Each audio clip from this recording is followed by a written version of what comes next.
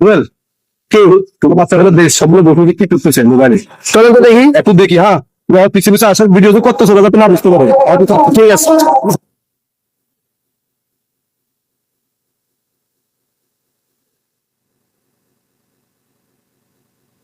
বাবুরা তোমরা কি বাবুরা তোমরা কি করতেছো মোবাইল দেখতেছো কি দেখো মোবাইল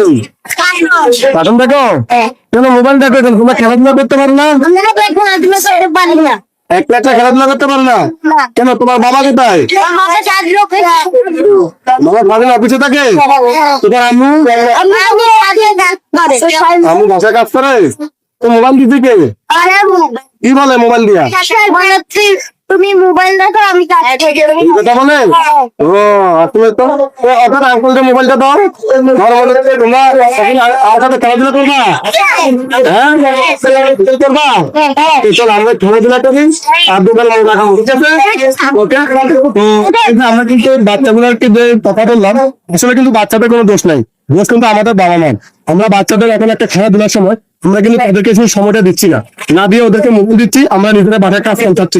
তো আমরা এই মোবাইল থেকে বিরত থাকি কেননা একটা বাচ্চা যদি একটা নয় 25 থেকে 28 মিনিট যদি মোবাইল দেখে তাহলে বাচ্চাটার মেমোরিটা প্রবলেম হয় তো সেই কারণে বাচ্চাদেরকে মোবাইল থেকে বিরত রাখুন আর বাচ্চাদের সাথে একটু খেলাধুলা করুন নিজেকে সময় করে নিতে হবে তাদের ব্যস্ততার মধ্যে বাচ্চাদেরকে সময় দিতে হবে তাহলে বাচ্চাদের মোবাইল আসক্ত থেকে দূর হবে